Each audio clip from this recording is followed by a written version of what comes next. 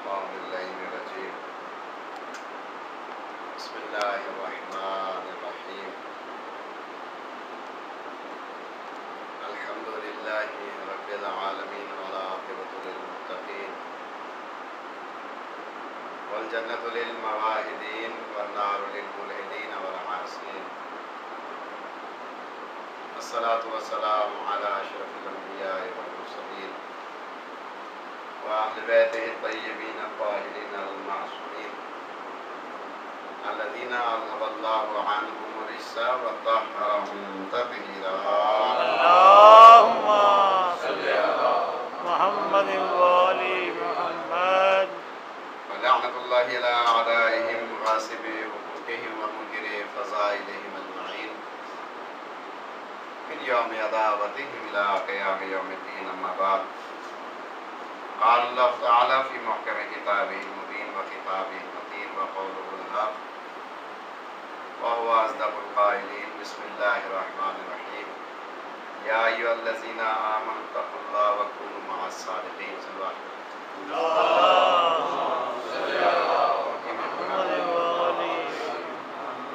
کیوں سلوات کریں؟ اللهم صل على محمد محمد. آج 24 شوال المکرم ہے اور ظاہر ہے کہ کل 25 شوال ہوگی انشاءاللہ. ہماری تاریخ کی کتب میں ائمہ علیہ السلام کی جہاں شہادتوں کا ذکر ہے، تاریخ شہادت میں صادق محمد علیہ السلام کی دو شہادتیں، یعنی دو تاریخ شہادت ہوتی ہیں. ہمیں بڑے صغیر پاک و ہند میں جو زیادہ تر مشہور تاریخ شہادت تھی وہ 15 شوال جو گزر چکی. اس کے علاوہ اور بھی جو مورخین ہیں، جو مقاتل کی کتابیں ہیں، اس میں 25 شوال بھی صادق آل محمد کی شہادت کی تاریخ ملتی ہے. یہی وجہ ہے کہ ایران، عراق وغیرہ میں وہاں پر کل، اگر جو وہاں کل 25 ہوئی، ورنہ تو آج ہی ان کی 25 ہوگی، ایک دن کا فرق تو چلتا ہے، وہاں پر وہ شہادت کی تاریخ اور وہ یوم شہادت امام صادق محمد علیہ السلام مناتے ہیں. اور میں نے خود بھی دیکھا ہے قم میں کہ وہاں پہ 25 شوال یوم شہادت صادق محمد بالکل اسی انداز میں مناتے ہیں وہ جیسے کہ آج ان کے لیے یوم عاشوراء ہو. ظاہر ہے کہ وہاں ایک تو ہماری آبادی بھی ہے، ایک فکر، ایک خیال اور ایک مکتب کے پیروکار ہیں. اس وجہ سے وہاں پہ بہت شایع نشان طریقے سے شہادت جو ہے صادق محمد کی منائی جاتی ہے. میں نے بھی آج اسی عنوان میں تھے، کیونکہ بہرحال کل کی ایک تاریخ صرف کسی ایک کتاب میں نہیں، یعنی کافی تعداد میں ہماری کتابیں جہاں پر یہ 25 شوال کی تاریخ بھی ہمیں ملتی ہے. تو اس حوالے سے چونکہ کل شہادت کی تاریخ بھی بن جاتی ہے، تو میں نے بھی صادق آل محمد علیہ السلام کی شہادت کے حوالے سے ہی آپ کی شخصیت پر گفتگو کرنی ہے. صلوات پڑھیں. اللهم صل على محمد وآل محمد.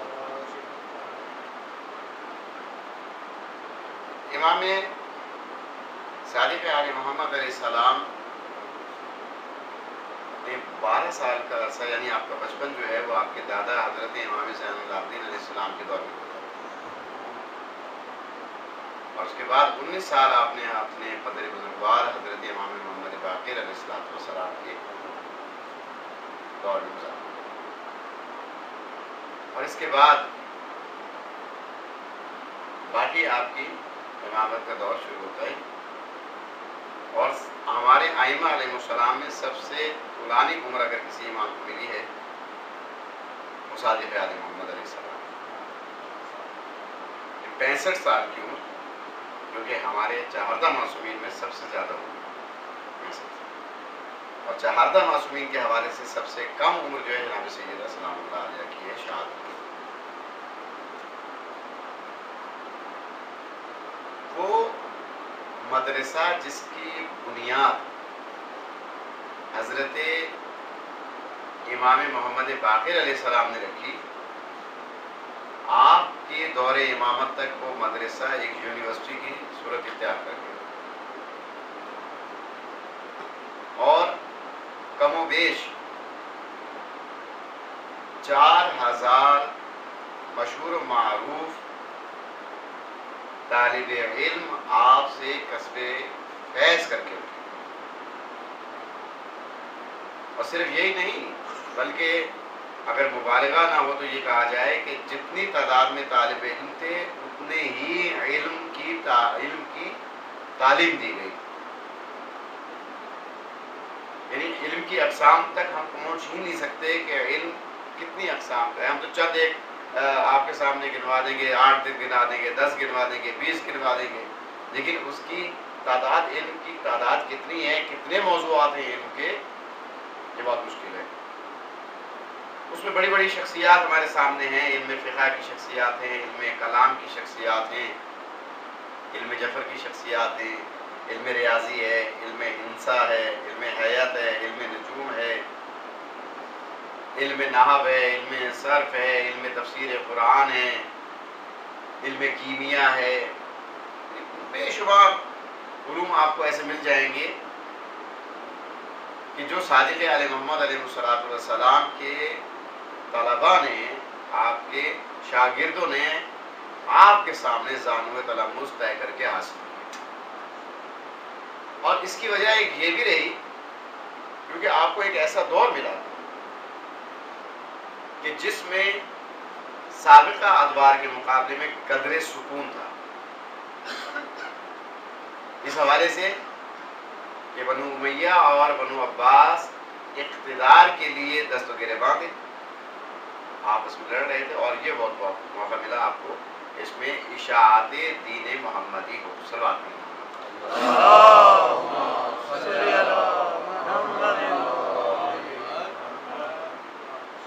عموماً ایک بات ذہن میں آتی ہے، اور صرف ذہن میں نہیں آتی بلکہ جو روشن فکر رکھتے ہیں، ذرا سوچ رکھتے ہیں، کچھ طالب علم، کچھ دوست احباب یہ پوچھ بھی لیتے ہیں کہ یہ کیا وجہ ہے کہ ہماری فقہ کو فقہ جعفریہ کہا جاتا ہے. کیا کوئی حضرت امام جعفر صادق علیہ السلام نے کوئی الگ سے فقہ تدوین کی تھی؟ نہیں، ایسا تو نہیں.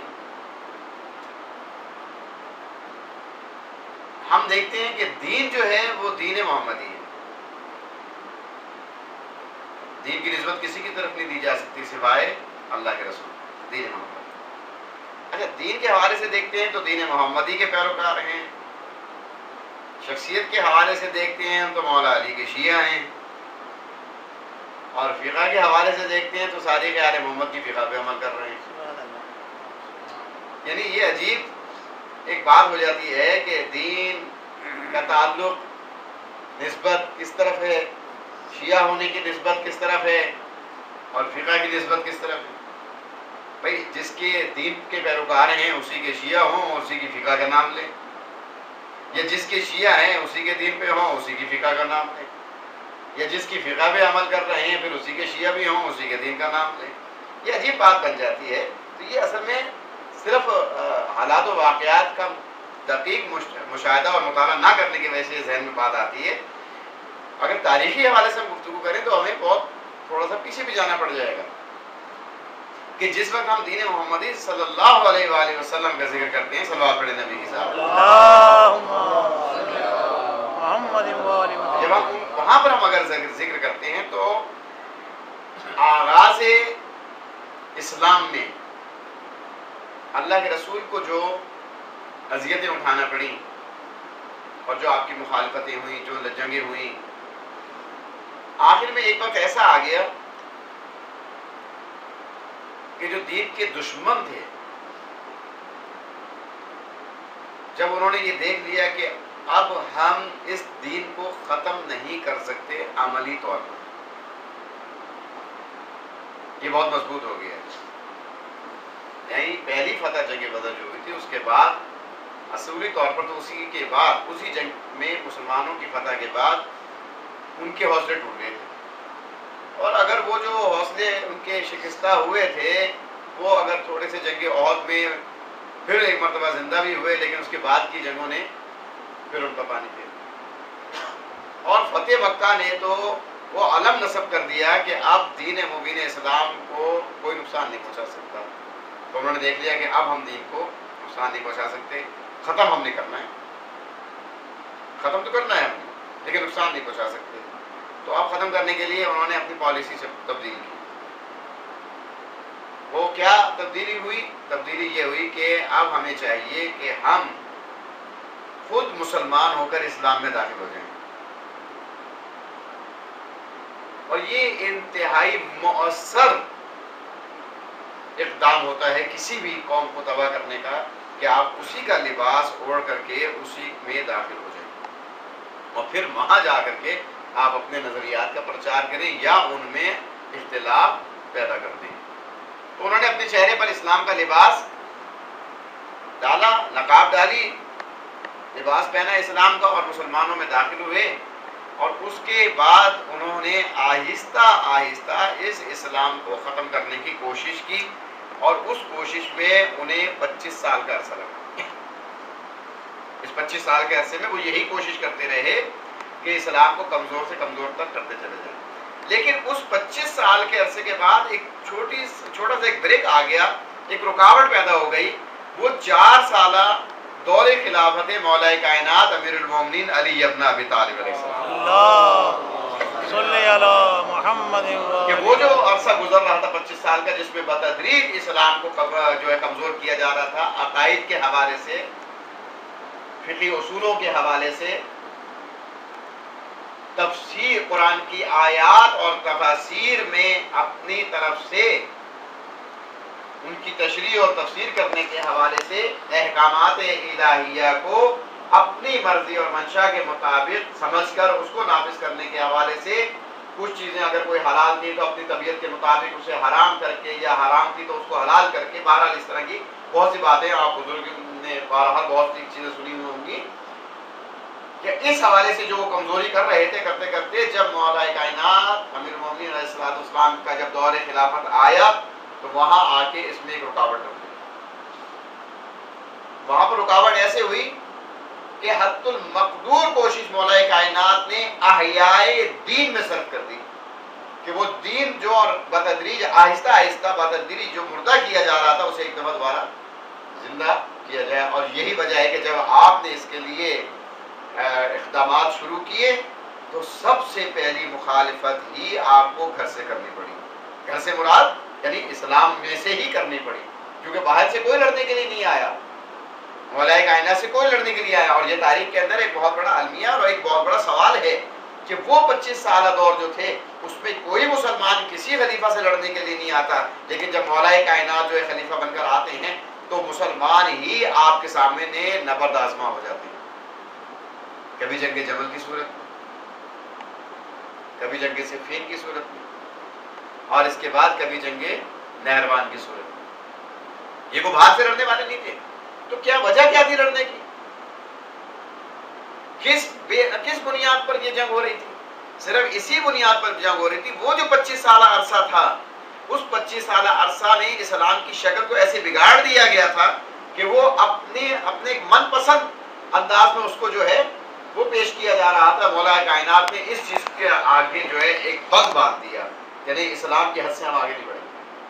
اور اس کا یہ نتیجہ ہوا کہ سب سے پہلے انہوں نے جب دیکھا کہ ہمارے مفادات پر جو ضرب آ رہی ہے تو وہ عدم بغاوت لے کر کے میدان میں اترے. یہ تاریخ ہے. اب توجہ چاہیے کہ وہ جو دین محمدی تھا وہ بتدریج کس انداز سے کہاں تک پہنچا، اور اس کے بعد مولا کائنات علیہ السلام تک پہنچا، باوجود اس کے کہ اللہ کے رسول نے اپنی زندگی میں ان الفاظ کے تعارف کرایا کہ یا علی انت و شیعتک هم الفائزون، اے علی تم اور تمہارے شیعہ جو ہے وہی کامیاب ہوں گے. تو ظاہر ہے اس وقت یہ لوگ سوچتے تھے کہ وہ کون شیعہ ہوں گے، کیا میں وہ شیعہ بن سکتا ہوں کہ جو علی کے ساتھ ہوں؟ تو بہت سے لوگ کہتے تھے ہاں ہم علی کے ساتھ ہیں، ہاں ہم علی کے ساتھ ہیں. جب علی کامیاب ہوں گے اور علی کے ساتھ والے کامیاب ہوں گے، علی کے گروہ والے کامیاب ہوں گے، تو ہم بھی علی کے ساتھ ہیں، ہم بھی علی کے ساتھ ہیں۔ یہ بہرحال یہ ہوتا رہا، 25 سال تک ہوتا رہا، لیکن عملی طور پر خلافت مولا کائنات میں پتہ چلا کہ حقیقی شیعہ علی کون ہے۔ یہ اس 25 سالہ دور کے بعد اس خلافت کے دور میں یہ پتہ چلا کہ حقیقی کون ہے۔ اور اس وقت بھی جنگ صفین ہو رہی تھی تو بہت سے لوگ اسی وجہ سے تذبذب کا شکار تھے کہ کس کا ساتھ دیں۔ بظاہر ان کی نظر میں دونوں طرف جلیل القدر تھے، ادھر مولا کائنات اور ان کے اصحاب موجود تھے اور دوسری طرف بھی یہی لوگ موجود تھے۔ تو کچھ لوگ ایسے تھے کہ جنہوں نے اپنے آپ کو غیر جانبدار بنا کے الگ کر لیا تھا کہ نہیں ہم دیکھیں گے، ہم ذرا تجزیہ کر لیں، اس کے بعد دیکھیں گے ہم نے کس کا ساتھ دینا ہے۔ اور یہی وجہ ہے کہ اس وقت تک جب تک کہ ایک عظیم واقعہ پیش نہیں آیا، مولا کائنات نے اپنی ذوالفقار جو ہے بے نیام نہیں کی۔ اور وہ عظیم واقعہ کون سا ہے کہ جو لوگ وہ انتظار کر رہے تھے کہ ہم ابھی انتظار کریں گے کہ ابھی حالات و واقعات ذرا دیکھ لیں، اور مولا کائنات بھی انہی کے انتظار کو دیکھ رہے، اچھا تم بھی انتظار کر رہے ہو تو ٹھیک ہے، میں بھی تمہارے ساتھ انتظار کرتا ہوں کہ تمہارے لیے حجت تمام ہو جائے۔ اور حجت تمام کب ہوئی؟ جب حضرت عمار یاسر شہید ہوئے۔ حضرت عمار یاسر جب شہید ہوئے تو اس وقت حجت تمام ہو گئی، چونکہ آپ کے بارے میں اللہ کے رسول فرما گئے تھے اے عمار تمہیں ایک باغی گروہ قتل کرے گا۔ اس وقت پھر بہت سے لوگوں کو پتہ چل گیا اچھا تو اب ہمیں معلوم ہو گیا کہ باغی گروہ کون سا ہے۔ اور اس وقت جب حجت تمام ہو گئی مولا کائنات کی تو حضرت عمار یاسر کی شہادت کے بعد ذوالفقار کے نیام سے باہر آئی۔ وہاں پتہ چلا کہ حقیقی شیعہ علی ابن ابی طالب کون ہیں۔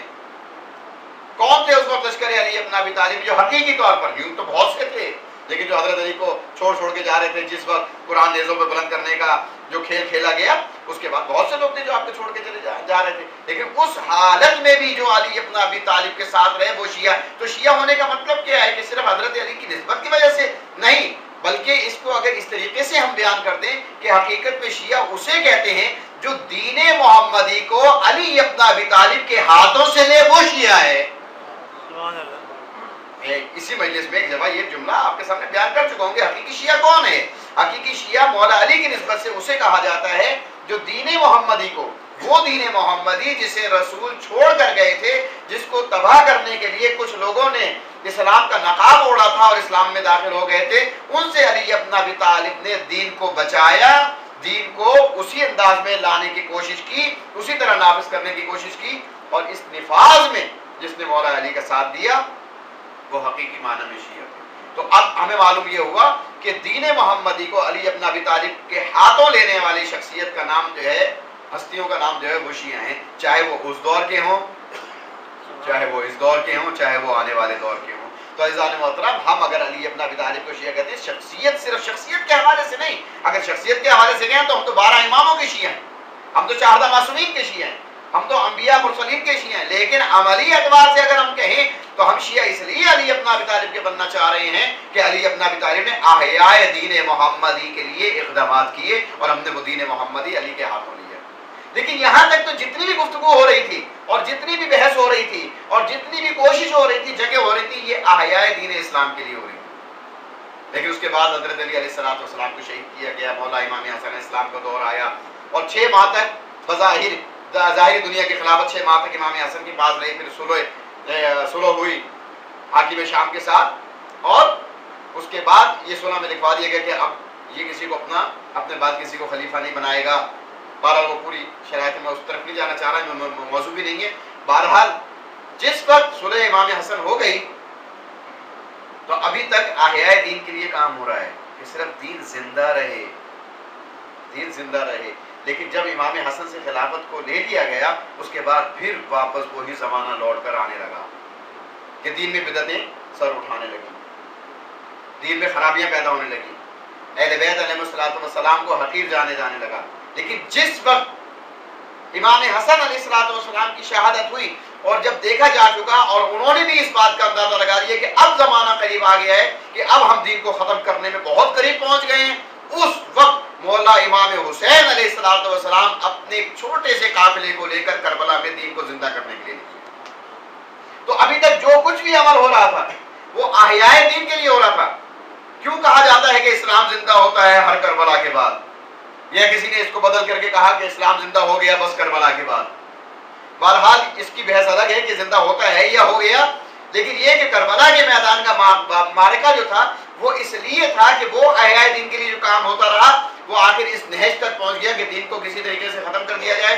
اب ہم اپنے خون کے ذریعے سے اس کی بنیادوں کو اتنا سینچ دیں گے کہ اس کا درخت جو ہے اتنا تناور ہو جائے گا کہ اب اس کو کوئی کاٹ نہیں سکے گا, یعنی دین مکمل طور پر زندہ ہو جائے گا اور اپنی ایک طاقت کے ساتھ جو ہے موجود رہے گا. تو امام حسین علیہ السلام نے احیاء دین کے لیے جو کوشش ہو رہی تھی اس دین کو پروان چڑھانے کے لیے کربلا میں ساری قربانیاں پیش کر دی گئی.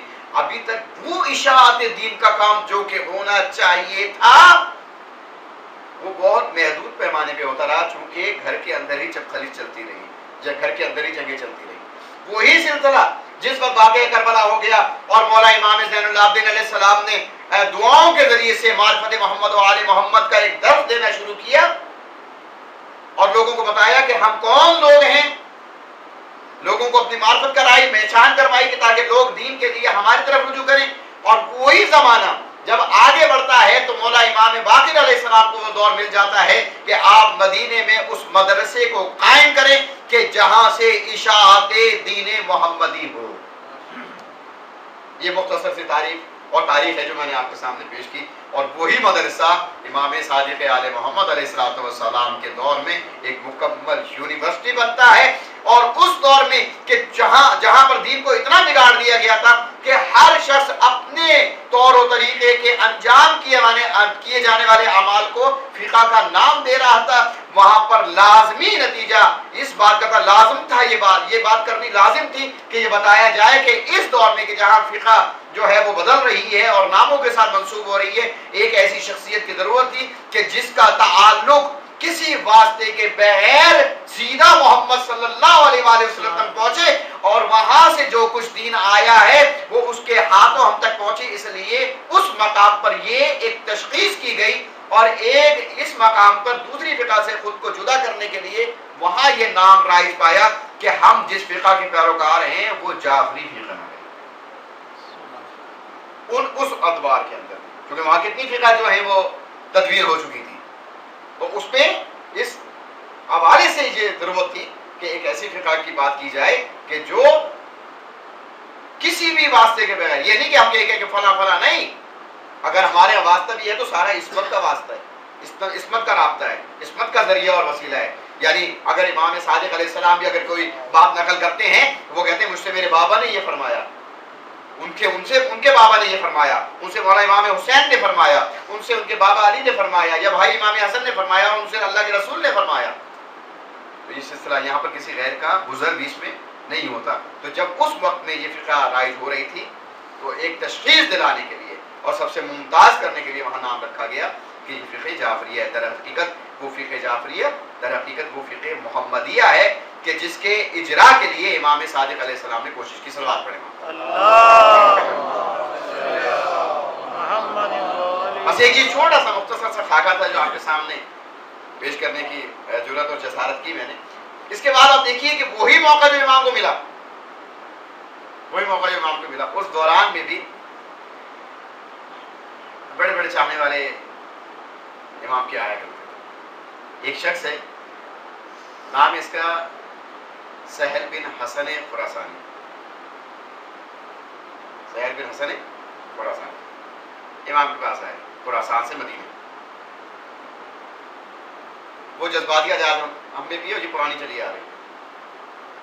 اب ظاہر سامنے امام معصوم تو ہمارے موجود نہیں ہے, لیکن جو جیت علماء کرام ہوتے ہیں ان کے سامنے جا کے ہمارا وہی طریقہ ہوتا ہے جو اس دور میں ائمہ کے سامنے طریقہ ہوا کرتا تھا. کیا طریقہ؟ انہوں نے آتے کہ سہل بن حسن خراسانی نے کہا کہ جب میں رسول اللہ آپ قیام کیوں نہیں کرتے, یعنی آپ اپنے حق کے لیے قیام کیوں نہیں کرتے, یہ خلافت آپ کا حق ہے, قیام کریں. اور اب تو آپ کے شیعوں کی بہت تعداد ہو گئی ہے, خراسان بھرا پڑا ہے آپ کے شیعوں سے, آپ قیام کیجیے. امام نے اپنی کنیز سے کہا کہ ذرا تنور تو روشن کرو. تنور میں آگ جلائے گی. جب آگ کے شعلے بلند ہونے لگے تو امام نے سہل خراسانی سے کہا کہ اس تنور میں چلے جاؤ. اب یہاں پہ یہ جملے میرے نہیں ہیں, اب وہ جو باتوں کے اندر کی جزیات نکلتی ہیں وہ اگر تاریخ میں نہ بھی ہوں تو کیفیت واقعہ سے پتہ چل جاتا ہے کہ کیفیت کیا ہوئی ہوگی. ہمارے عالم دین اس مقام میں بڑی اچھی بات کہتے ہیں کہ اب اس مقام پر یہ سہل بیٹھے بیٹھے سوچ رہے میں نے خام خواہ امام کو غصہ دلایا. میں نہ ہی یہ بات کرتا کہ آپ کی شیعہ بہت ہے تو اچھا تھا.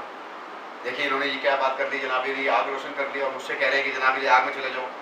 نہ میں غصہ دلاتا نہ مجھے یہ آگ میں جانے کا حکم دیتے. اب یہ مولانا سے معذرت کر رہے ہیں کہ مولانا مجھے معاف کیجیے گا, مجھے کیوں آگ میں بھیج رہے ہیں آپ.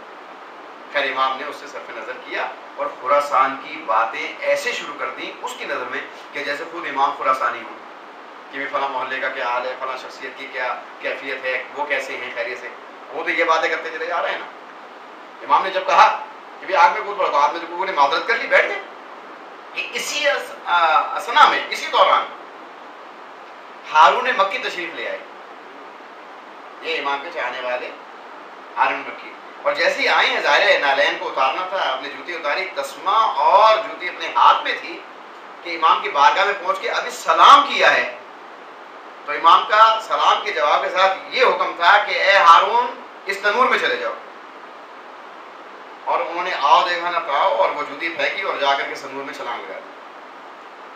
اب یہ دل میں سوچ رہے ہو میں نے یہاں تک غصہ پہنچا دیا امام کو. دیکھیے ایک شریف بندے کو جناب آگ میں بھیج دیا انہوں نے میری وجہ سے.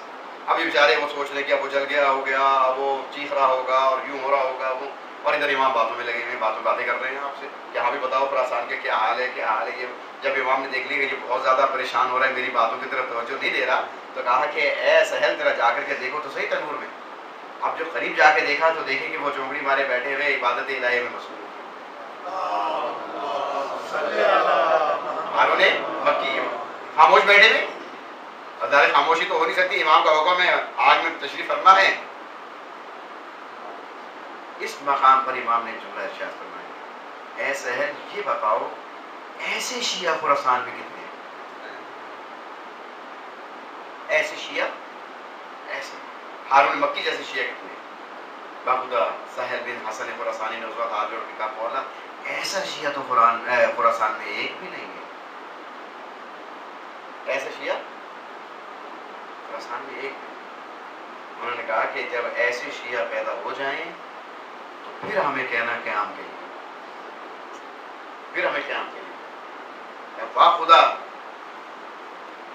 اگر ہمیں اس وقت یہ الفاظ ہے, اگر ہمیں 5 مخلص شیعہ بھی مل جائیں, اللہ آج ہم یہاں کتنے اور اس وقت کتنے ہوں تو ہم قیام کریں. وہاں آگ گلزار بنی ہارون مکی کے لیے, یہاں ہمارا ابھی تک وہ ایمان اتنا پختہ ہی نہیں ہوا ہارون مکی جیسا کہ میرے امام کا حکم ہے چاہے میں جل جاؤں چاہے میں زندہ رہ جاؤں, میرے امام کا حکم. اور جب امام کا حکم کس یقین کے ساتھ امام کا حکم, امام حکم دے رہے ہیں تو مجھے جانا ہے اس تنور کے اندر, امام حکم دے رہے مجھے جانا ہے اس تنور کے اندر. یہ جانے والا کون ہے؟ یہ ہے شیعہ علی. کس کے حکم سے جا رہا ہے؟ امام کے حکم سے. یعنی ایمان کا یہ مقام ہے کہ جانتا ہے کہ میرا امام عادل ہے, کبھی ظلم کر ہی نہیں سکتا. توجہ کیجیے, عادل میرا امام ہے, اگر مجھے بھیج رہا ہے اس میں کوئی مصلحت ہے. اور یقین جان لیجئے کہ ہارون مکی اسی نیت کے ساتھ جب آگ میں گئے ہیں تو فخر ابراہیم کے اس عمل کے ذریعے سے وہاں ابراہیم کے لیے آگ گلزار بنی تھی, یہاں فخر ابراہیم کے اشارے سے ہارون مکی کے لیے گلزار بن گئی. صلوات پڑھیں محمد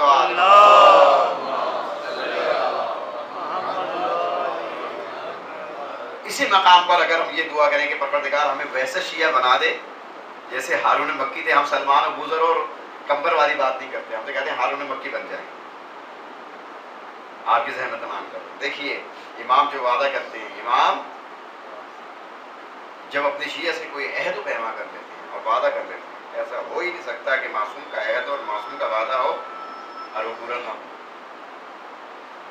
2 مختلف طریقے سے یہ واقعات, شخصیات بھی مختلف. بس یہی 2 واقعات آپ کی سماعتوں کی نظر کر کے آپ کی سمجھ کو تمام کروں. ایک شخص سے امام کے پاس آیا اور امام ہی کے پاس ٹھہرتا تھا مدینے میں آ کر کے, مکے سے بات. لیکن ظاہر ہے کہ وہاں پر امام کو کچھ تھوڑی مہمانداری میں کچھ جو سمجھ لیجیے تکلیف ہوتی ہوگی, انہوں نے دیکھا کہ امام جو ہیں وہ ہماری وجہ سے تکلیف میں ہوتے ہیں، تو اس نے کچھ رقم دی امام کو، اور رقم دینے کے بعد کہا کہ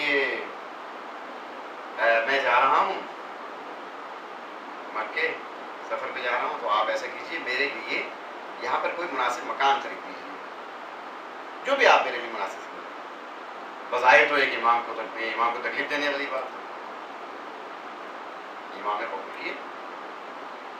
جب واپس آیا تو ظاہر ہے کہ تقاضا تو ہوگا کہ مولا وہ مکان آپ نے، امام نے وہاں ایک پرچہ دیا کہ یہ بھائی یہ پرچہ لے لو اور یہ تمہارے یہ مکان کی وہ سند ہے۔ تو غور سے دیکھا، بڑی عجیب انداز میں دیکھا، کیا لکھا ہے کہ جنت میں ہم نے تمہارے لیے مکان خرید لیے، ہم جنت کے مکان کے تمہارے، یہ اس کا حوالہ ہے، ہمارے زمانے میں اسٹامپ پیپر ہے یہ اس کا حوالہ ہے۔ بڑی حیران ہوئی کہ میں نے تو یہاں کے مکان کے لیے کہا تھا، یہ وہاں کا حوالہ دے رہے ہیں۔ اعتراض نہیں کیا، لیکن امام نے صاحب وضاحت بھی کر دی کہ وہ جو تمہاری رقم تھی وہ بہت سے ضرورت مندوں میں تقسیم کر دی گئی۔ اب بظاہر اگر آپ کہیں تو ہو سکتا ہے کوئی شخص اعتراض کرے کہ بھی جو کہا گیا تھا وہ تو ہوا نہیں،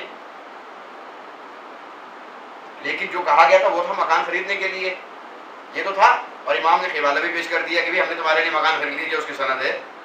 اتنا ایمان تو ہونا چاہیے نا پہلے کہ وہ حوالہ لینے کے بعد کہ امام نے جب یہ کہہ دیا ہے، یہ سند دے دی، تو دنیا کے مکان میں تو کتنے دن رہوں گا، رہنا تو میرے وہاں ہے، تو وہاں کا مکان مجھے زیادہ ضروری ہے۔ تمہارا امام نے کہا کہ وہ رقم تمہاری ضرورت مندوں میں تقسیم ہو گئی، یہ حوالے لے لیا۔ اب اس کے بعد بات آئی گئی ہوگی، ختم ہو گئی۔ اس شخص نے جب اس کی موت کا وقت قریب آیا، اس نے کہا کہ جب میں مر جاؤں تو اسے میرے کفن کے ساتھ رکھ دینا، اس کے حوالے کو، اس پرچے کو میرے کفن کے ساتھ رکھ دینا۔ اور تاریخ کے الفاظ یہ ہیں کہ وہ جب فوت ہوا کفن کے ساتھ رکھ دیا گیا، کچھ دنوں کے بعد، بلکہ کچھ دن بھی نہیں کہتے، اگلے ہی دن لوگوں نے اس کی قبر پر دیکھا وہی پرچہ جو قبر میں رکھا گیا تھا اس کے کفن کے ساتھ، وہ اس کی قبر کے اوپر ہے، اس کے نیچے یہ عبارت تحریر ہے کہ جس مکان کی مجھے ضمانت دی گئی تھی جنت میں، مجھے وہ مکان مل گیا۔ سلام پڑھے محمد صلی اللہ علیہ وسلم۔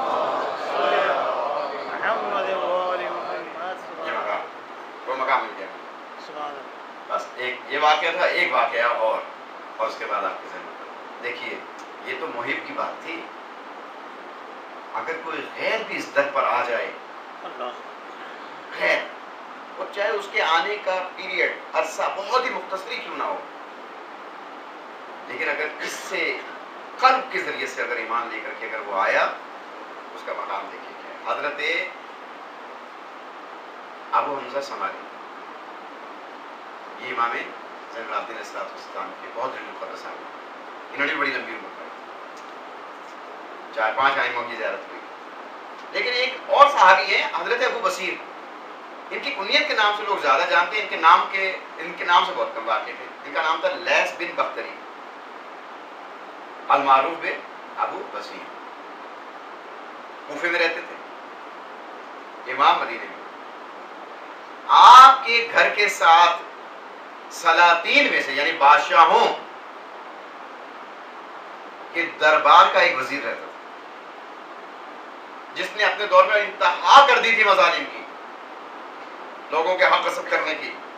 ظاہر سلاطین کا سابقہ سلاطین، اب آپ مجھ سے بہتر جانتے ہیں کہ امام کے دور سے پہلے کے سابقہ سلاطین مسلمانوں میں کون گزرے تھے۔ لاؤ لہب کی محفل ہر وقت اس کے گھر میں ہوتی رہتی تھی، ناچ گانا ہوتا رہتا تھا۔ حضرت ابو بصیر اس ہمسائے سے بہت تنگ تھے۔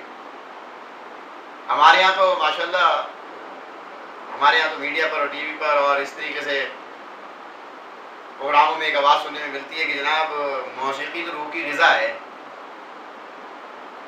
اور معصومین علیہ السلام نے اور ان کے اصحاب نے بتایا کہ موسیقی روح کے لیے عذاب ہے۔ وہاں پر بھی یہ کام ہوتا تھا۔ امام موسیٰ کاظم علیہ السلام کا تو پورا واقعہ موجود ہے نا، بشر حافی والا، بشر حافی کا پورا واقعہ ہے۔ لیکن یہاں پر حضرت ابو بصیر بہت زیادہ تنگ تھے اس اپنے ہمسائے سے۔ ایک دن جرت کر کے چلے گئے، کہا یہ جرت ہمیں بھی پیدا ہو جائے، ہمسائے کے پاس جا کے کہیں خدا کے لیے اگر آپ نے یہ ثواب کمانا تو خود ہی کمائیے، ہمیں کیوں شریک کر رہے ہیں؟ لیکن ہم کیسے ہمسائے کو کہیں گے جبکہ ہمارے گھر میں خود کو کام ہو رہا ہو۔ صلوات پڑھیں محمد وآلہ۔ بس بہت وقت دے دیا آپ کا، وہاں پر وہ پہنچے، آپ نے جا کے کہا کہ بندہ خدا تو کیوں اذیت دیتا ہے مجھے، یہ خرافات بند کر دے. اس نے کہا اگر میں بند بھی کر دوں تو کیا ہے، میں نے کون سے جنت میں جانا. مایوسی سب تک اسے پتا ہے نا میں نے کیا کیا ہے. قل یا ایھا الذین ہادوا ان زعمتم انکم اولیاء للہ من دون الناس فتمنوا الموت ان کنتم صادقین ولا یتمنونہ ابدا بما قدمت ایدیہم. یہ کبھی موت کی تمنا نہیں کریں گے، انہیں پتا ہے انہوں نے بھیجا کیا ہے. میں بند کیوں کروں، میں نے کون سا جنت میں جانا. میں بہرحال پھر بھی اس کو ختم کر دے، یہ جو ناچ گانا، یہ جو خرافات ہوتے ہیں. ان کا اصل میں ایک صورت میں ہو سکتا ہے، وہ کیا کہ اگر تمہارے صاحب، اشارت ہے میرے امام کی طرف جو مدینے میں تھے، اگر تمہارے صاحب میری جنت کی ضمانت دے تو میں چھوڑ دوں. ظاہر ہے حضرت ابو بصیر کے لیے بہت بڑا چیلنج بن گیا یہ. اچھا ٹھیک ہے، میں مدینے جاؤں گا تو میں بات کروں گا. اللہ قربان جائیں اپنے ایسے ائمہ.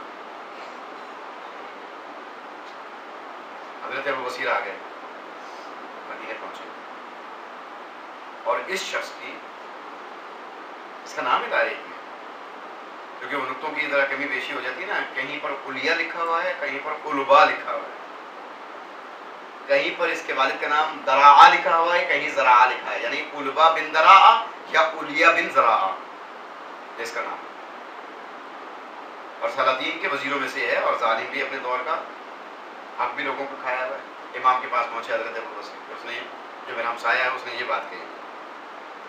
امام فرماتے ہیں ہاں اس سے جا کے کہو ہم تمہاری جنت کے ضامن ہیں. کون؟ ظالم ہو جاتا ہے، ہم تمہاری جنت، لیکن صرف ایک شرط، ہم تمہاری جنت کے ضامن ہیں، ہم ضمانت دیں گے تمہاری جنت. صرف طریقہ وہ استعمال کرو جو ہم بتائیں، وہ جنت مل جائے گی. یہ یوں سمجھ لیجیے یہ اشارہ ہے ہمارے لیے. طریقہ استعمال کرو. پہلا طریقہ تو یہ ہے کہ جس کا مال تمہارے پاس موجود ہے اس کا مال اسے لوٹا دو، وہ تمہارا نہیں ہے. جن پر تم نے مظالم ڈھائے ہیں، ظلم ڈھایا ہے، ان سے جا کر معافی مانگو، ان سے اپنے گناہ بخش کرو. جو مال حرام تم نے کھا لیا ہے اسے اپنے جسم سے نکالو. کیسے؟ یعنی اتنی کثرت سے روزے رکھو کہ تمہارا وہ مال حرام سے بننے والا جسم بھول جائے. تم دنیا میں یہ کام کر لو، وہاں کے گھر کے ہم ذمہ دار ہیں. حضرت ابو بصیر آئے پاکستان اور سارا واقعہ اس البا بن دراعہ یا الیہ بن دراعہ کو بیان کیا. دیکھیے جس کو اپنی عاقبت کی فکر ہو جائے، کہیں بھی ہو جائے، اس کا ضمیر سویا ہوا کبھی بھی بیدار ہو جائے، اس کا ضمیر بیدار ہوا، اچھا یعنی ضمانت مل سکتی ہے اگر میں یہ کام کروں. اس نے ڈھونڈ ڈھونڈ کر ان افراد کو ان کے حقوق لوٹائے جن سے انہوں نے غصب کیا، جن پر مظالم ڈائے تھے، جا جا کر کے ایک ایک سے معافی مانگی. ہم اپنے بھائی سے معافی نہیں مانگتے، ہم اپنے والدین سے معافی نہیں مانگتے، ہم اپنے پڑوسی سے معافی نہیں، ہم مسلمان سے معافی نہیں مانگتے، ہم شیعہ سے معافی نہیں مانگتے.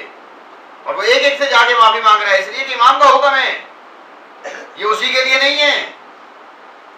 ہم میں سے کوئی نہیں چاہے گا کہ ہمیں جنت ملے یا ہماری بھی جنت کی ضمانت مل جائے. نہیں، ہمیں تو جنت ہی ہونا ہی ہے، لیکن ہونا کیسے ہے؟ ایسے ہونا ہے. ایک ایک سے معافی مانگی. مال جو کھایا تھا اس کے لیے اتنی کثرت سے روزے رکھے کہ جسم کھل گیا، سب اللہ کی راہ میں دے دیا. پیغام بھیجا ابو بصیر کو. ابو بصیر آئے، دروازے کے پیچھے کھڑا تھا. اے ابو بصیر، میرے جسم پر اتنا کپڑا بھی نہیں کہ تمہارے سامنے آ جاؤں، میں نے سب لوٹا دیا، میں نے سب کر دیا. بیماری کی حالت میں اب حضرت ابو بصیر نے سنا، بڑے پریشان ہوئے، دوستوں کے پاس گئے، اس کے لیے کھانے کا انتظام کیا، کپڑوں کا انتظام کیا، لا کے دیے.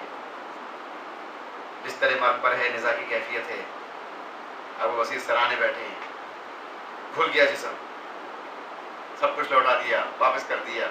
کہاں؟ سلاطین کے دربار کا وزیر، ظلم ڈھانے والا ظالم، اور کہاں اس حالت میں پہنچ گیا کہ ایک مرتبہ غش آ گیا، جیسے کہ لوگ سمجھے کہ یہ دنیا سے رخصت ہو گیا، لیکن کچھ ہی دیر کے بعد غش سے آنکھیں کھلی، چونکا، اور چونکنے کے بعد ابو بصیر کی طرف اشارہ کیا، دیکھا ابو بصیر بیٹھا ہے، ابو بصیر کی طرف دیکھ کر کے کہتا ہے اے ابو بصیر، تمہارے صاحب نے جو وعدہ کیا تھا وہ پورا کر دیا،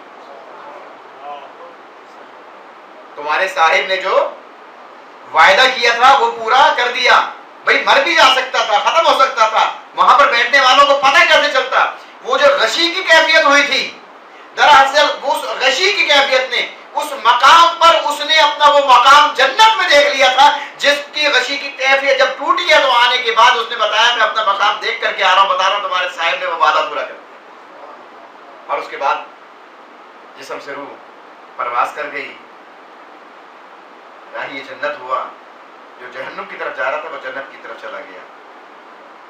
غسل کفن ہوا، جنازہ ہوا، بہرحال ابو بصیر آئے، مدینہ پہنچے۔ یہ وہ مقام ہے کہ جہاں پر ہم نے ذرا سوچنا ہے کہ ہمارے امام کس مقام پر ہیں۔ ہماری تو عقل کی پرواز ان کی غلاموں تک نہیں پہنچ سکتی، کیا امام ہوتا ہے۔ ابھی ابو بصیر کہتے ہیں کہ ابھی دالان سے میں نے کمرے میں قدم بھی نہیں رکھا تھا، ابھی زمین پر میرا قدم نہیں پڑا تھا کہ امام کی میری طرف نظر پڑی، کہا کہ اے ابو بصیر، اے ابو بصیر، ہم نے جو تمہارے اس پڑوسی سے وعدہ کیا تھا وہ پورا کر دیا۔ ابو بصیر کو بتایا جا رہا ہے، ابو بصیر کو تو معلوم ہو گیا کیونکہ اس نے خود بتا دیا، لیکن ادھر امام کہہ رہے ہیں کہ اے ابو بصیر، ہم نے جو وعدہ کیا تھا تمہارے پڑوسی سے وہ ہم نے پورا کر دیا۔ ابو بصیر نے سن تو لیا، لیکن سننے کے بعد گریہ کرنا شروع کر دیا، رونا شروع کر دیا۔ ابو بصیر تم کیوں رو رہے ہو؟ تو آئیے یہی وہ مقام ہے کہ ہم بھی ابو بصیر کی طرح گریہ کریں۔ ابو بصیر تم کیوں رو رہے ہو؟ کہا کہ مولا آپ نے اس کا تو وعدہ پورا کر دیا، مجھے بھی تو جنت کی ضمانت دے۔ اسے تو جنت کی ضمانت مل گئی، مجھے بھی جنت کی ضمانت دی۔ کہا کہ اے ابو بصیر، میں ضمانت دیتا ہوں کہ تم جنتی ہو، میں ضمانت دیتا ہوں۔ تو کافی تھی امام کی ضمانت۔ بھئی ایک امام نے کہہ دی کافی تھی، نہیں، ابو بصیر نہیں ٹھہرتے، اطمینان قلب چاہیے۔ کون سا اطمینان قلب؟ بے یقینی والا نہیں، شک والا نہیں کہ شک سے مطمئن ہو جائیں، شک سے یقین کی طرف آئیں، وہ والا اطمینان جو حضرت ابراہیم کو چاہیے تھا۔ رب ارنی کیف تحیی الموتیٰ، اے رب دکھا کے تم مردوں کو کیسے زندہ کرے گا۔ اے ابراہیم ایمان نہیں لائے گا، ایمان تو لایا لیکن دل کو اطمینان چاہیے، وہ والا اطمینان کہ میں تمہیں ضمانت دیتا ہوں کہ تم جنتی ہو۔ کہا کہ نہیں مولا، آپ ہی نہیں بلکہ سارے آپ کے آباء و اجداد بھی ضمانت دیں۔ کہا کہ میں اپنے آباء و اجداد کی طرف سے ضمانت دیتا ہوں کہ تم جنتی ہو۔ پھر بھی حضرت ابو بصیر نہیں ٹھہرتے۔ اے مولا، آپ نے آباء و اجداد کی طرف سے بھی ضمانت دلوا دی، اپنی طرف سے بھی ضمانت دے دی، لیکن اب مجھے اللہ کی طرف سے بھی ضمانت چاہیے، اطمینان اتنا ہونا چاہیے۔ کہا کہ میں تمہیں اللہ کی طرف سے ضمانت دیتا ہوں تم جنتی ہو، تم جنتی ہو، جنت میں تمہارا مقام ہے۔ رضوان محترم، مقام جنت ہے، لیکن طریقہ وہ ہونا چاہیے کہ جو اس پڑوسی کا تھا۔ ایک مرتبہ اگر ہم اپنے اوپر غور کر لیں کہ کہیں ہم نے کسی کا حق تو نہیں کھایا ہوا، کہیں ہم نے کسی پر ظلم تو نہیں کیا ہوا، کہیں ہم نے کوئی ناانصافی تو نہیں کی، کہیں اللہ کے حقوق کو ادا کرنے میں، حقوق العباد ادا کرنے میں کوئی کوتاہی تو نہیں کی۔ عزیزان محترم، یہاں پر مجھے رک کے 1 منٹ آپ کا لینا پڑے گا اس حوالے سے کہ ان باتوں کو ذہن میں رکھ کے سوچیے گا کہ میں نے کسی کا حق تو نہیں کھایا، اس لیے کہ حق کھانے والا کبھی اس کو ناحق کہہ کے تو کھاتا ہی نہیں ہے، وہ تو یہی کہہ کے کھاتا ہے کہ یہ میرا حق ہے۔ اگر یہ بات نہ ہو تو کچہری کے اندر کبھی 2 بھائی لڑنے کے لیے نہ آئے کہ جناب ایک بھائی ہمارے باپ کے مکان پر قابض ہو گیا، دوسرا بھائی اس کا حق نہیں دے رہا، یا حق جو ہے وہ بھائیوں نے بانٹ لیے، بہنوں کو ان کا حق نہیں مل رہا۔ اس قسم کے کتنے واقعات ہمارے سامنے آ جائیں گے۔ یہ سب کچھ رکھتے ہوئے اور پھر شیعہ علی بن کر اور پھر یہ اطمینان رکھ کر کے جائیں گے ہاں ہم جنتی ہیں،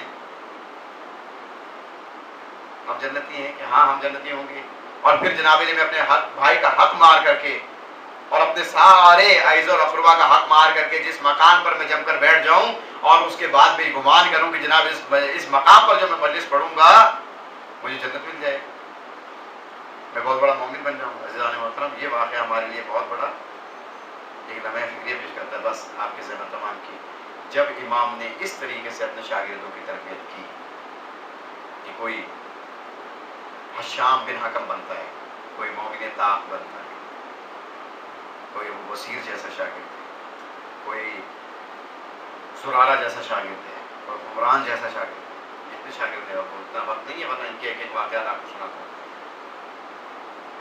اتنے شاگرد پیدا کیے امام نے، اور ایسے باعمل شاگرد ہیں، ایسے باعمل کہ اپنے دور میں لوگ ان سے بھی خائف تھے، انہیں بھی راستے سے ہٹانا چاہتے تھے، یہ شیعہ ہے، یہ فقہ جاہلیت ہے کرنے والا۔ اسی لیے منصور دوانقی ملعون نے گورنر مدینہ سلمان بن محمد کے ذریعے سے یا بعض روایت میں محمد بن سلمان کے ذریعے سے امام کو زہر دیا۔ یقین جان لیجئے کہ اگر یہ مجالس ازا نہ ہو اور یہ تاریخ سے ہمیں اتنی دلچسپی نہ ہو اور اگر ہم نہ پڑھیں، بخدا امت محمدیہ نے تو پردہ ڈال دیا تھا ائمہ علیہ السلام کی شہادتوں پر۔ کسی کو نہ پتہ چلتا کہ کون شہید ہوا ہے یا کون اپنی طبعی موت اس دنیا سے گیا ہے۔ یہ تو وہ امت ہے جس نے رسول کے بعد علی ابن ابی طالب کی شہادت پر بھی پردہ ڈالنے کی کوشش کی اور اس کے لیے تاریخی شب کا انتخاب کیا۔ لیکن اللہ تعالیٰ اپنے اولیاء کے حالات کو امت کے سامنے پیش کرنا چاہتا تھا، اپنے مخلوق کے سامنے پیش کرنا۔ باخدا ہمیں نہ پتہ چلتا کہ امام حسن کو زہر کس نے دی، اور اسی طریقے سے یہی کیفیت شہادت مختلف علماء سے آپ پوچھیے اور پڑھیے، کتابوں میں ڈھونڈیے کہ زہر تو ملتا ہے کہ منصور دوانقی نے زہر دیا، لیکن یہاں آ کر کے تاریخ خام ہو جاتی ہے کہ زہر دینے کی کیفیت کیا تھی، آیا انگوروں میں زہر دیا یا پھلوں میں زہر دیا یا کھانے میں زہر دیا۔ لیکن اتنا واضح ہے کہ امام کو منصور دوانقی نے زہر دیا، اور ظاہر ہے کہ زہر کا اثر بعض اوقات تو ایک دم ہو جاتا ہے، لیکن بعض اوقات اس میں وقت لگتا ہے، آہستہ آہستہ وہ انسانی جسم میں صلاحیت کرتا ہے۔ اور یہی وجہ ہے کہ جس وقت میرے امام کو زہر دیا گیا تو آہستہ آہستہ جب صلاحیت کی تو بتدریج امام کی حالت بگڑنا شروع ہوئی، اور جب امام نے یہ محسوس کر لیا کہ اب وہ اس زہر کے اثر سے زندہ نہیں رہیں گے تو اپنے اہل بیت کو اپنے گرد اکٹھا کریں اور انہیں نصیحتیں اور وصیتیں کر رہے ہیں۔ اور وہ مشہور وصیت کہ جب امام کے ایک ساتھی جب امام کی شہادت کے بعد پہنچے تو آپ کی اہلیہ نے ان سے یہ بیان کی تھی کہ آگے کوئی بتائیے کہ میرے مولا نے آخر میں کیا فرمایا، تو اس وقت آپ کی اہلیہ نے کہا کہ اگر تم اس وقت ہوتے تو دیکھتے کہ سارے اہل بیت کو اکٹھا کیا ہوا تھا، تمام گھر کے افراد اکٹھے تھے، آپ کے فرزند، آپ کی بیٹیاں سب اکٹھی تھی۔ اس وقت میرے یعنی ہمارے امام نے فرمایا کہ اے ہمارے شیعو، یاد رکھو ہماری شفاعت اسے نہیں پہنچے گی جو نماز کو معمولی سمجھے، جو نماز کو حقیر جانے گا۔ پڑھنے کی بات نہیں کی، یعنی پڑھ رہا ہے لیکن اپنے پر بوجھ سمجھ کے پڑھ رہا ہے، معمولی سمجھ کے پڑھ رہا ہے، حقیر سمجھ کے پڑھ رہا ہے، اہمیت نہیں دے رہا۔ لا تنال شفاعتنا لمن استخف بالصلاۃ، کہ ہماری شفاعت اس تک نہیں پہنچے گی کہ جو نماز کو حقیر سمجھے۔ یہ میرے امام کے آخری کلمات تھے۔ اس آخری وقت میں میرے امام کا سر زانو امام ہفتوں پہ تھا، یعنی میرے ساتویں امام اپنے بابا کے سر کو زانو پہ لیے گریہ ازاری کر رہے ہیں، رو رہے ہیں کہ امام نے جب آنکھ کھولی، غش سے فاقہ ہوا، آنکھ کھولی، کہا بیٹا رونے کا سبب کیا؟ بابا آپ مجھے چھوڑ کے جا رہے ہیں۔ کہا کہ بیٹا میں تو اس کو اپنی خوش قسمتی سمجھوں کہ میرا سر تیرے زانو پر ہے، لیکن بیٹا تو میرے لیے رو رہا ہے، مجھے تو تیری فکر ہے کہ میرا سر تو تیرے زانوں پر ہے، لیکن جب تجھے شہید کیا جائے گا تیرا بیٹا مدینے سے آئے گا تیرے غسل و کفن کے لیے، بیٹا میرا سر تو تیرے زانوں پر ہے، میں اس دنیا سے جا رہا ہوں، لیکن میرے بعد تجھے 14 سال کی قید نبھانا پڑے گی، 14 سال تک قید ملے گا۔ یہ امام اپنے بیٹے کو نصیحت اور وصیت کر رہے ہیں عزیزان محترم۔ امام فرماتے ہیں، میرے ساتھ میں امام فرماتے ہیں کہ جس وقت میرے بابا اس دنیا سے رخصت ہوئے ہیں، میں نے آپ کو ان 2 پارچوں میں کفن دیا جو آپ حج میں استعمال کیا کرتے ہیں، حج کا احرام جو تھا، اور اس کے علاوہ ایک وہ پیراہن تھا جو آپ کے بدن پر تھا، اور ایک برد یمانی یعنی یمانی چادر سے، یعنی یہ تفصیل بتا رہے ہیں میرے ساتھ میں امام کے، میں نے اس طریقے سے غسل دیا اور غسل دیا، کفن دیا اور دفنانے کا اہتمام کیا۔ بس عزادارو آپ کی زحمت تمام۔ یہ تو آپ سنتے ہیں نا کہ باپ کے جنازے کی زینت جو ہے وہ بیٹیاں ہوا کرتی، وہ جنازہ جو ہے بہت ویران دکھائی دیتا ہے جس کے سرانے رونے والی بیٹی نہ ہو۔ میں کہوں گا مولا آپ اس دنیا سے زہر کی تکلیف سے رخصت ہوئے، آخری وقت میں آپ کا سر آپ کے بیٹے کے زانوں پر تھا، انہوں نے آپ کو غسل بھی دیا، آپ کو کفن بھی دیا، ایک आलीशान तरीके से जनाजा उठा। और जाहिर है कि जब जनाजा उठता है, बेटियां जनाजे को रोक लेती हैं, बाबा का चेहरा देखती हैं, गिरिया उजारी करती हैं, उसके बाद फिर जनाजा बाहर आता है, फिर आबाब व असहाब जनाजा उठाते हैं। मौला, ये आपकी बेटियां थी जो आपका जनाजा इस अंदाज में उठा रही थी। लोगों ने जरूर आपके जनाजे से अलग किया होगा, लेकिन किसी ने सकीना की तरह तमाचे नहीं मारे होंगे, किसी ने सकीना की तरह नहीं हमको अलग किया होगा, किसी ने हजरत ज़ैनब की तरह कोड़े मारकर अलग नहीं किया होगा कि सकीना को अलग किया जा रहा है तो तमाचे मारकर, ज़ैनब को अलग किया जा रहा है तो कोड़े मारकर। आपकी बेटियों को अलग किया होगा, समझाया होगा, प्यार किया होगा कि हर बात दुनिया से जाता है। आपको ये भी सआदत मिली कि आपका सर आपके बेटे के जानू पर था, लेकिन उस बेटे को देखिए जिसने गोरो कफन अपने बाबा की लाश को करबला के मैदान में देखा, जो ना गुस्ल दे सकता था ना कफन। आपका जनाजा मदीने में उठा, धूमधाम से उठा, कंधा देने वाले आपके शिया मौजूद थे, आपको आपके बाबा के पहलू में सुपुर्दे काम किया। लेकिन उस बेटे के दिल से पूछिए तो ये कह के गुजर रहा था, वो बेटा कितना बदनसीब है जिसका बाप में गोरो कफन हो और वो ना गुस्ल दे सके ना कफन दे सके। अल्लाह लानतुल्लाह कौम ज़ालिमीन वसयअलमुल लज़ीना ज़लमू अय्युल क़लबिन यनक़लिबून। परवरदिगार, हमारी इस मुख्तसर सी काविश को अपनी बारगाह में कबूल फरमा। परवरदिगार, अबानी मजलिस के तौफीकात खैर में इजाफा फरमा, हाज़रीन मजलिस के तौफीकात खैर में इजाफा फरमा, ज़िक्र मोहम्मद व आले मोहम्मद करने सुनने और जो भी हमने पढ़ा है उसको समझने की हमें तौफीक अता फरमा। इस जिक्र को हमारे लिए भी वसीले निजात करार दे। एक मरतबा सूरह अलहम्द, 3 मरतबा सूरह इखलास, सैयद अबुल कासिम इब्न सैयद रज़ा हसन।